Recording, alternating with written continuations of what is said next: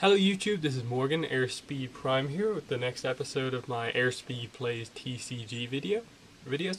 This is also going to be the final episode in this series, though I probably will later on include videos in this playlist that are trading card game focused. I definitely have a few planned coming up over the next few weeks, but I'll explain more about them when time comes.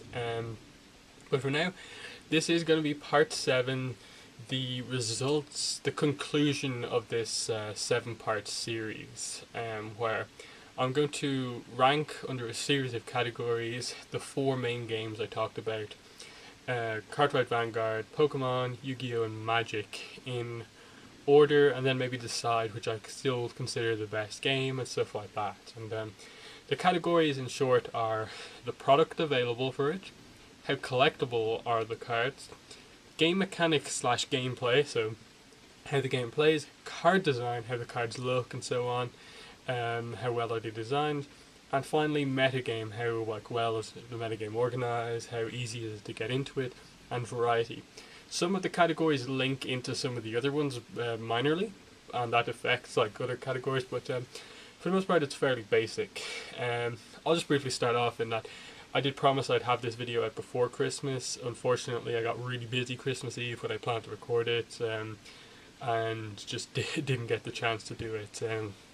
If you're wondering what I got for Christmas, here's the 3 main things I got. So, 2 3DS games, Sonic Lost World, the 6th Professor Layton game, and then Lego Marvel Superheroes on the Xbox. That's the main things I got for Christmas. I got some other trading card game stuff. I got the 2 new Yu-Gi-Oh! Starter decks, the Yugi and Kaiba ones, and I got another Cardfight Vanguard deck as well, which really helped me see a lot more about that game in terms of how it plays. But that's just a brief update I wanted to say. I'm going to start off with the product category. So I'll start each of these with a kind of more in-depth description of what I was looking for in each of these categories, and kind of explaining why I ranked them in a certain order. So the product category is basically how much of a variety of product is there available, along with how good is the product at getting you from, getting you into the game, first of all, beginner, moving on to more kind of advanced stuff, like giving you the extra cards, the more difficult cards, to finally how easy is the product to kind of get you to that metagame type area. So 4th place on this one, I went to Cardfight Vanguard, mainly because there's only 2 types of product available: booster packs and trial decks. And while that is the kind of basic gist of any trading card game, that's all there is in this game. There's nothing else. There's no special editions, stuff like that. There's a really lack of promo cards. So the only way to get the good cards is in the packs, or hopefully the trial deck has one. And even then, the trial deck, the good cards usually only come in 1 or 2, when you need 4 for most decks. And there's just very few outlets to actually get your hands on rare cards outside of just hoping you get lucky in the packs. Thankfully, the packs I don't think are too bad in Cardfight Vanguard. They're not crazy bad for you, getting rare cards, but still, there's a lot of randomness in terms of actually developing a deck, and I wish they would kind of expand out their product range. 3rd place goes to Pokemon TCG, because this is the one that's really getting better. If you look at the X and Y product that's coming out, there's a lot of stuff coming out, and there's also a lot of stuff to get you into the game. One of the biggest hurdles with Pokemon card game has always been they've never done anything with regards to giving you all of the energies. And finally, there is this product coming out for the X and Y series that I think gives you 10, 15 of each of the energies, which I think is really, really good kind of thing that they're doing. And hopefully they continue that on with most of the sets, because you can't play the game unless you have energies for each of them, and it's never been too good at that. I still rank it very low because the booster packs, as I explained in my Pokemon video, are terrible for getting anything that good, and I really think they need to change something about the game. Make some of the stage 2 Pokemon common or something like that, and not as good maybe, and multiple versions of cards or something like that, just to give people more variety, because with the product that's available, it's still extremely difficult to actually make not just a competitive deck, any deck, just because always it's the final stage Pokemon that is given the high rarities, and if you want to use that Pokemon line, you can't do it unless you get that card. And so there's that. There is some good stuff, definitely. There's a nice range of promo cards. There's a nice range of collectability with some of the little figures that you can get with some of the card sets. So there's that's what kind of puts it ahead of Vanguard for me. Second and first place was definitely, I knew it would come down to battle between Yu-Gi-Oh! And Magic, but I gave second place to Yu-Gi-Oh! And I think probably it's best when I go to number one, I'll explain why Yu-Gi-Oh! Didn't win, but for the most part, Yu-Gi-Oh! Comes in above the other two because it does have a nice variety, simply because it's got starter decks and structure decks. So right there is, as I said, a thing that gets you from beginner, the starter decks, to more advanced play in the structure decks. There's a ton of promo cards for this game in the tins, additional products, and the decks are put together reasonably well, so you actually do get a decent amount of kind of pretty powerful cards. And that's why I rank Yu-Gi-Oh! Highly on the product front. What really brings Yu-Gi-Oh! Down and Magic up is how the sets are organized. I've talked in my Yu-Gi-Oh! Video about how I really dislike how the booster packs are put together, in terms of super focused on archetypes. All of the good cards in those archetypes are always given super high rarities, except for a select few archetypes that are given really low rarities, like they're all common and maybe one normal rare or something like that. But what gives Magic the number one spot is, as I said, there's a really nice product. I said the Fat Pack was probably my favourite TCG product available out there. I still stand by that. It's a great set. It's something Pokemon should have been doing years ago with its energy cards. Magic does a great job at getting all the amount of lands that you need to you in this set. And what gives it the number one spot is that it has the most fun booster packs to open. Because regardless of if you get a rare or a foil in the pack, you know you're going to get some cards that are usable, because they put the sets together with draft play in mind and stuff like that, sealed play in mind. So even if you don't get the card that's perfect for like a specific deck you're looking for, you can still use the pack to play sealed, which is something the other games aren't really aimed towards at this point in time. And Yu-Gi-Oh! Is kind of getting towards that, in that it's introducing some sealed products, it's introducing sealed into its metagame, but it still has a long way to go.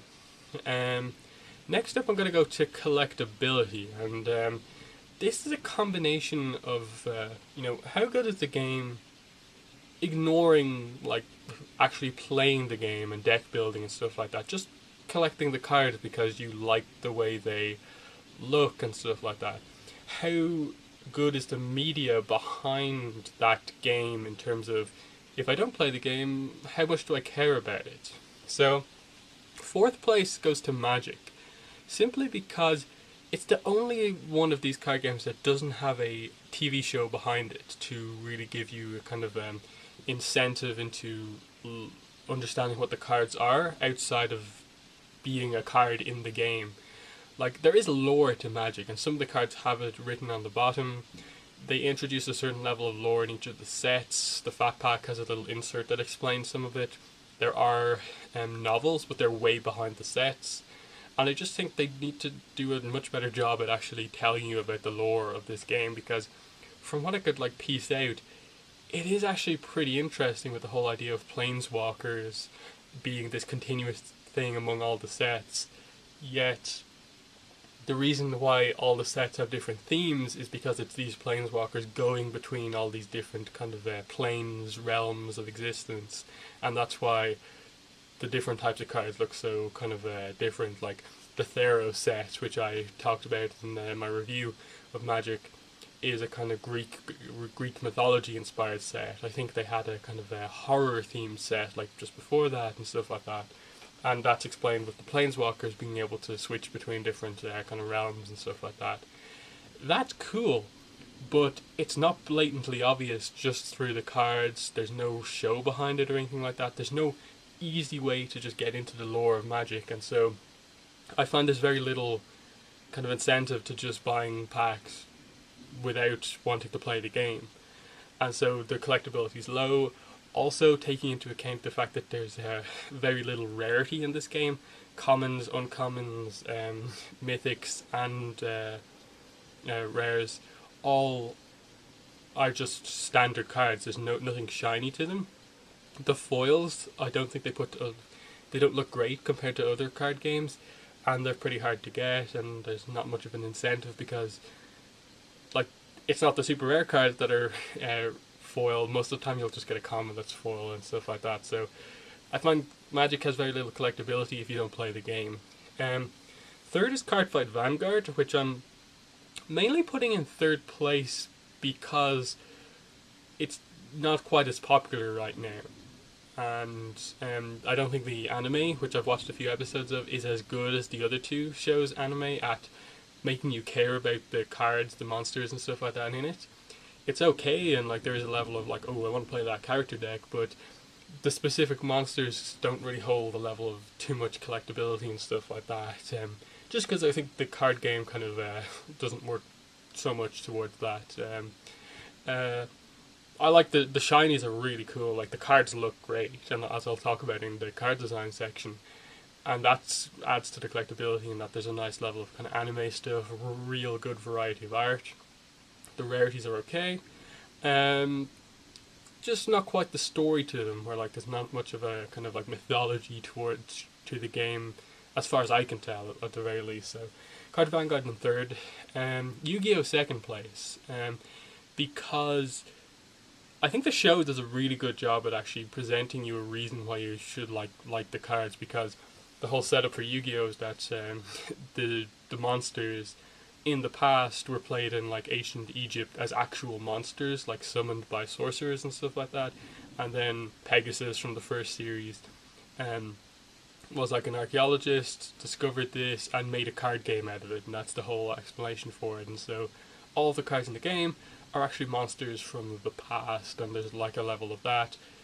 The characters in the game really care about their specific cards and their decks, and so there's like a real level of collectability to that. Just like, I want every card this person have, even if they're not the best cards in the game.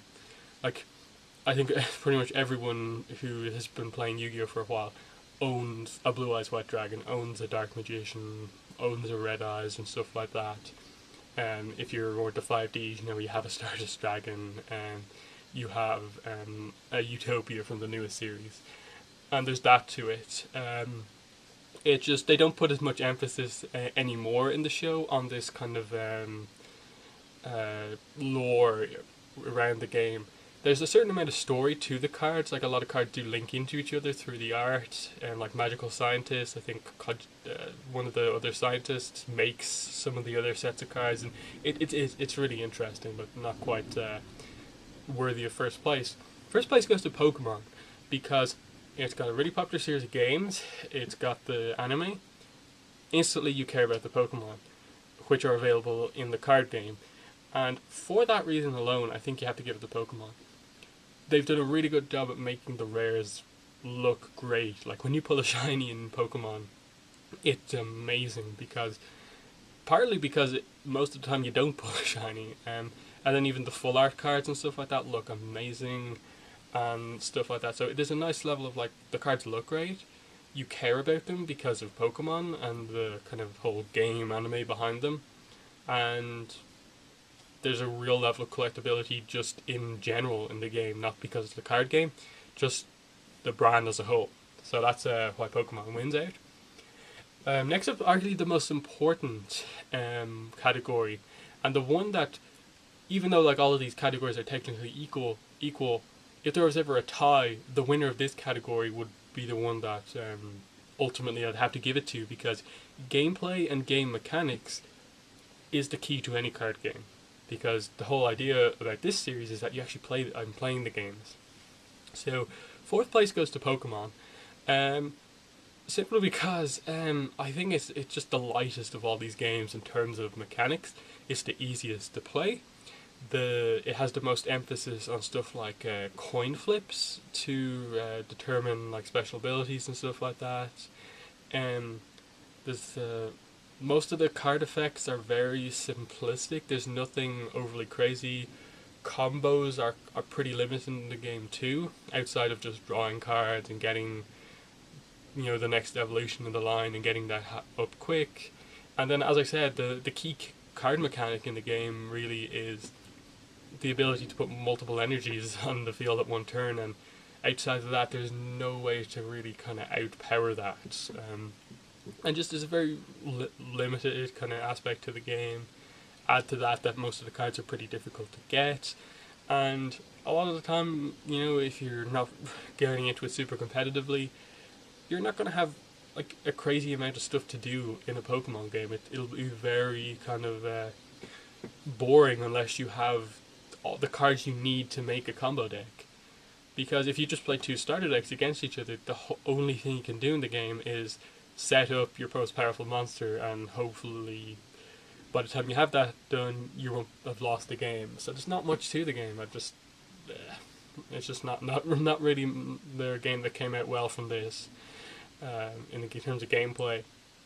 Third is Cardfight Vanguard. And I thought when I did this, Yu-Gi-Oh! And Magic would just be in this class above the other two games. Like, these would be the more kind of kid-focused games. These would be the ones that have a lot more strategy to them. But after getting that other deck for Christmas and actually having a game where two full decks, not just the one deck that I had split in half, I really gained newfound respect for this game just in having two different strategies of deck in terms of what they were doing and what that added to the game. So I'd actually put the class now between Yu-Gi-Oh! Magic and Cardfight Vanguard. They're on a higher class to Pokemon as opposed to Yu-Gi-Oh! Magic being above the other two. So what I like about the game is that maybe something I maybe misspoke or was wrong in saying when I did the video initially, is that there's no real reason to attack one of your opponent's cards that isn't their Vanguard, which is the only way to deal damage to them. Playing with the two decks really showed me that there is actually a level of strategy to that, and I think it was just having a full deck, to play with that really showed me that like there is a level of strategy towards like, do you want your opponent to attack you like 3 times next turn, basically making you take 3 damage, or do you want to take out their like 2 rear guards on the sides and only take like 1 or 2 attacks next turn? And that's a real nice kind of strategy to the game. I will still stand by the fact that yes, it is better to attack their Vanguard and do damage to them that way, and there is a level of like, okay, how crazy do you go with guarding early on, late on? There's much more strategy than I've maybe made clear in the video, and so gone up a long way, but still third place I think for me is where it stands. Second place and first place was definitely going to be the toss-up, but I had to give it to Magic the Gathering second place because I love this game. It's really cool in that it uses aspects of I suppose Yu-Gi-Oh! And Pokemon, and in many ways it's a more balanced Yu-Gi-Oh! In that you have the same level of kind of power in the monsters and stuff like that, spells and stuff like that, but you have the idea of you can only play 1 land per turn as the thing that's slowing the game down. Yu-Gi-Oh! Is kind of frantic from the start, while Magic starts off slow and eventually gets more and more crazy.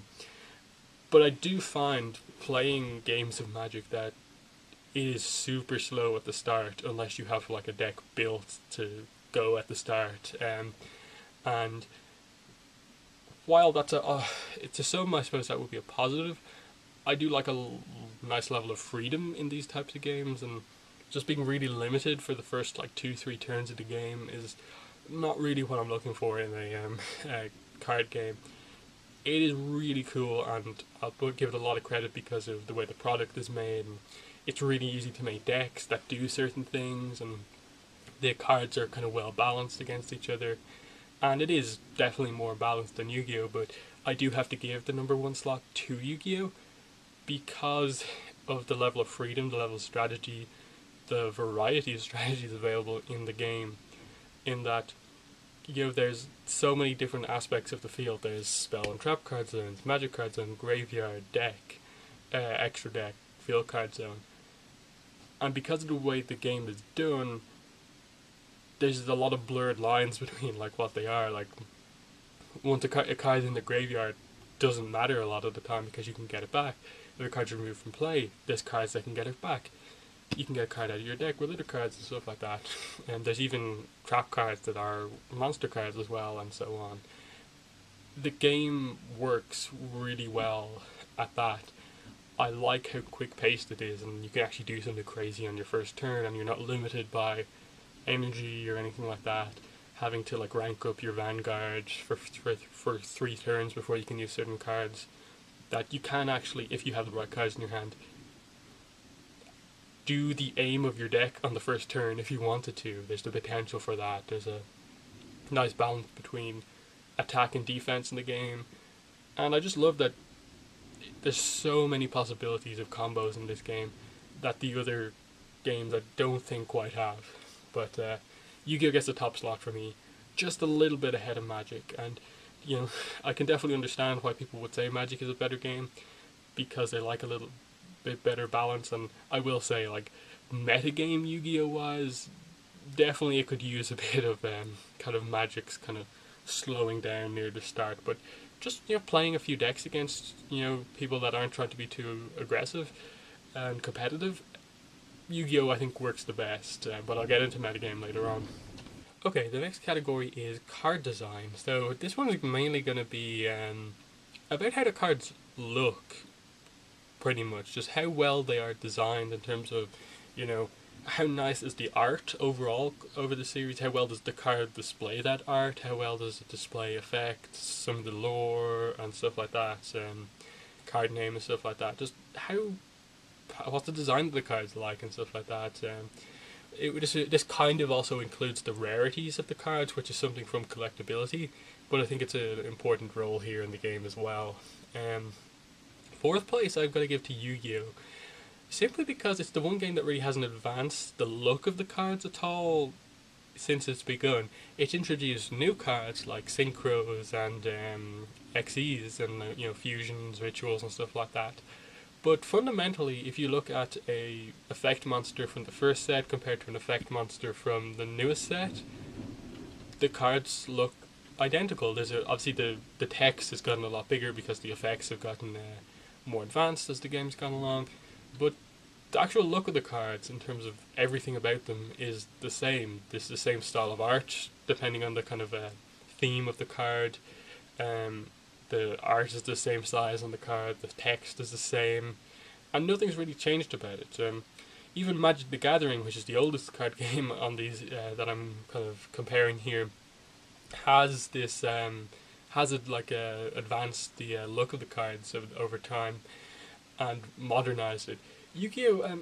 I don't know if it would actually be worth doing for Yu-Gi-Oh! But it's definitely something that you can tell when you open a pack of Yu-Gi-Oh! Cards that this is like a kind of 10-year-old plus design of a card at this point, and it could maybe use a bit of spicing up just in terms of making it a bit new looking. Like Pokemon has done this, Card of Vanguard has the same initially, but it's just kind of more modern. So fourth place goes to Yu-Gi-Oh! Even though it does have some the rarities, I think, is the real kind of standout thing for Yu-Gi-Oh! The rarities look really cool in the way they do them. Card effects, sometimes they get really long, the text gets super small. Maybe that doesn't work the best for them, but they're okay looking cards, but definitely outclassed by a lot of other things. Third place I'm going to give to Magic. I put Magic ahead of Yu-Gi-Oh! Simply because, as I said, they have modernized the look of the front of the card. And over time, like, you could tell that by looking at some of the initial cards that they are, over 10 years old. And you could tell that the newer cards are much more modern. The art, I think, is maybe what lets Magic down a bit. It's got a certain style that doesn't quite appeal to me. I do like the more kind of bright, almost anime type card effects. But because it's basically 3 anime kind of card games up against the one more kind of serious card game, it does have that uniqueness to it, and some of the artists are actually really good on Magic. So I like that. Some of the card stuff is pretty weird with regards to, when they decide to tell you what the effect is on the card as to when they just include the keyword. The selection on that is a kind of odd. Like it says, some of them are like trample, and then it just says trample and something else, and sometimes it actually explains what trample does, and there's a little bit of weirdness there. But for the most part, it's just a kind of like average looking game. None of the cards look incredibly beautiful. The rarities aren't great with regards to that. But second place, I'm going to give it to Pokemon, mainly because you really know a lot about these things. As I said in collectability, you care about the Pokemon. You know what they look like. So there's always this level when you open a pack of Pokemon cards that even if you don't want the card, you're going to look at the card for the art to see how the artist kind of had has her take on that Pokemon. And there's some really cool art out there from the more digital type stuff, the kind of 3D computer generated images, to the more kind of like usual kind of art type stuff, to the more show accurate stuff. It's a really nice variety to it, and it's definitely probably my favorite part of the Pokemon card game. Just seeing how the Pokemon are portrayed on the cards, and the rarities look amazing. Kind of nowadays it looks really cool, especially the full art cards and stuff like that. Really cool looking. But my first place goes to Cardfight Vanguard because I love that they have all of the cards are more or less full art, or at least there's no borders to the cards. That the art is kind of like a Magic card, but out to the edge along the top, and all of the kind of stuff, instead of being in a kind of border on the edge, is actually just in the corner of the picture, and I really like that you get to see a lot more of the art in this game. It's a little bit confusing, some of the symbols, but once you get used to them, it's actually really easy to understand what the cards do. I just love the art. It's really colourful, really vibrant. There's a nice variety in the game that some of the other, even though Yu-Gi-Oh has probably the widest variety of like things in the game, Cardfight Vanguard just does it really well. They kind of transition from your standard anime stuff to the more kind of mecha anime and all this other stuff. It's just really good looking card game.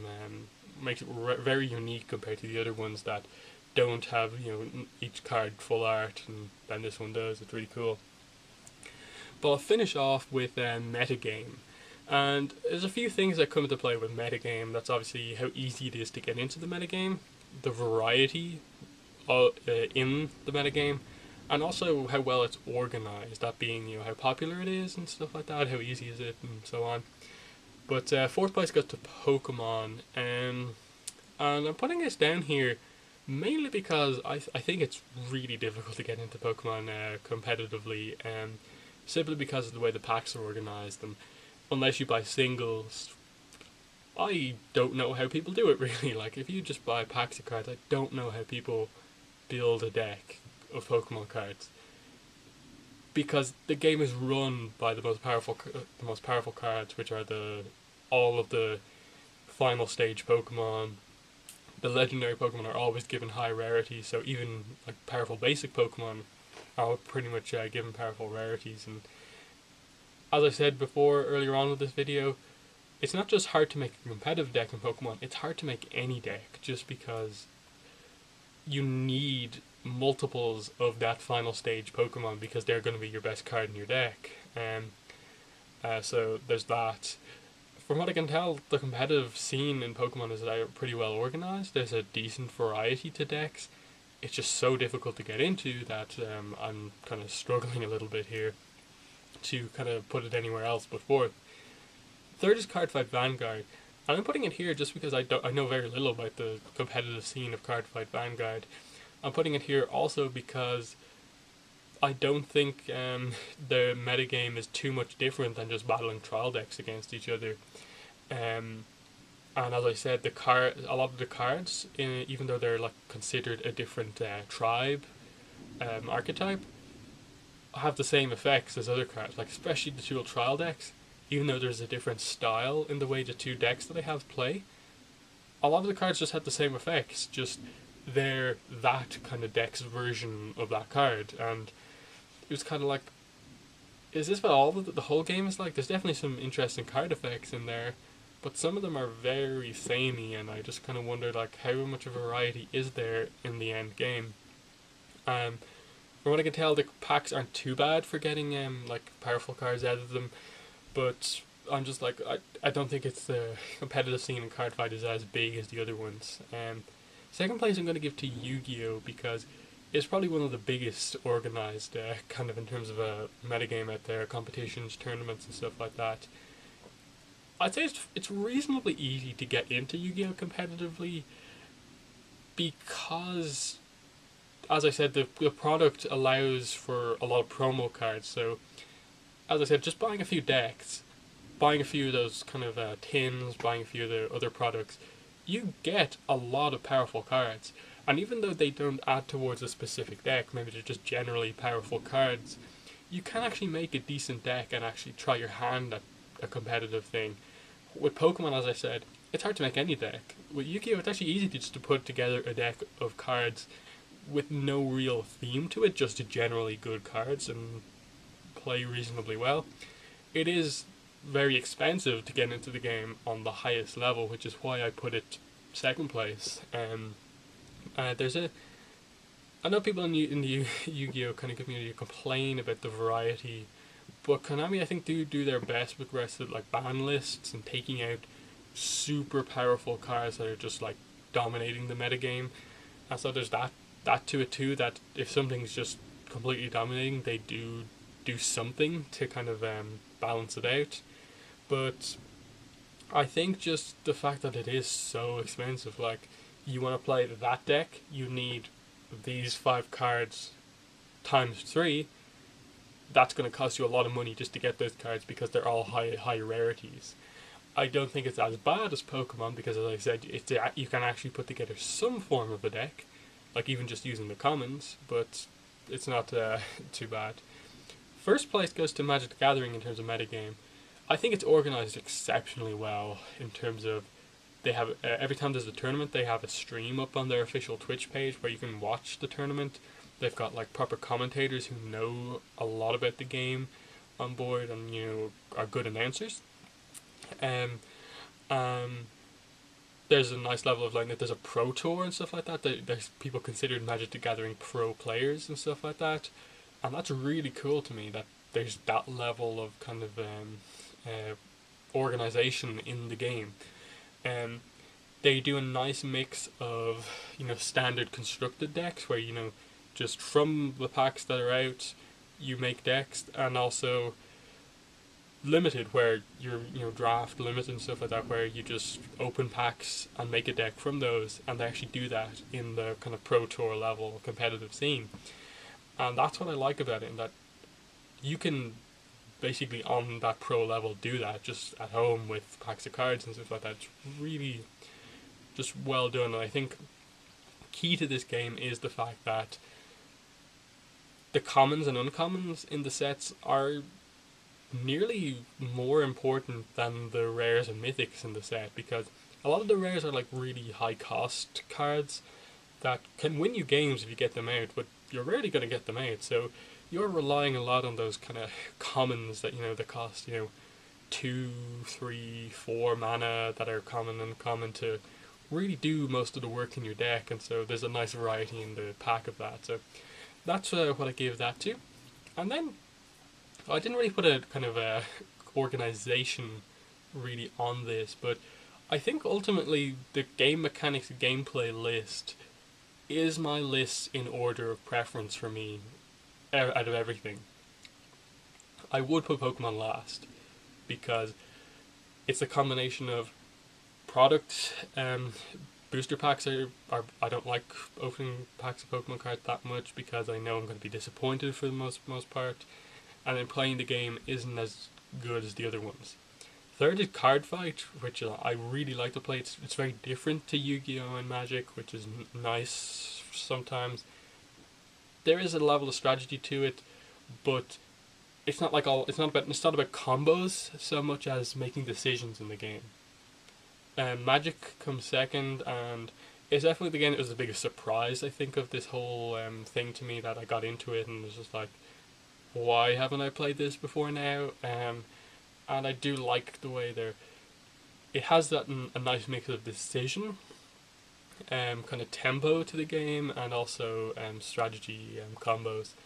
But Yu-Gi-Oh gets the first spot for me because, as I said, a lot of product out there, widely available, easy to get your hands on. A lot of promo cards, so even if you just buy a tin for the promo cards, you get some packs with it, and there's potential to get other stuff. And then the game just has really good flow to it, and I think really for me, what kind of puts Yu-Gi-Oh in the top spot is that kind of psychology to it of, I summon a monster, I play a card face down, and then how your opponent reacts to that. Do they just attack you, think it's a bluff, or do they really fear that card, that it's going to turn the game in my favour if they activate it? And that's something the other games don't quite have. Like, in Magic there's always the threat of you activating an instant from your hand, but there's something about the fact that you've put the card in play. Like, it's not just a card in your hand in Yu-Gi-Oh! You've put the card in play, and your opponent can see it on the field.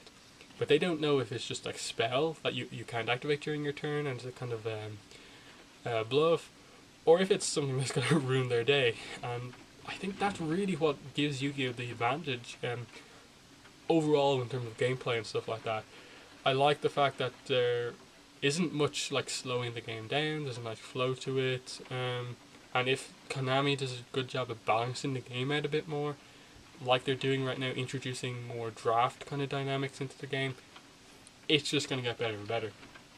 And just like, I'm into these games. That's the end of the series, and definitely let me know what you think of these games. I really want to know if you completely disagree with some of my thoughts on these games. As I said at the start of this series, I don't consider myself an expert at any of these games at all, especially Magic and Card Fight. Yu-Gi-Oh! Is probably the one I'm most knowledgeable about, but even then, I'm not at the same level as many other players out there. And then Pokemon, again, even though I know I've been into it for a while, I just don't know that much about it, I suppose, overall. So I'm really interested to know what you guys think of this. I will have other card game videos coming out soon. There's like a few things I'm waiting for to arrive.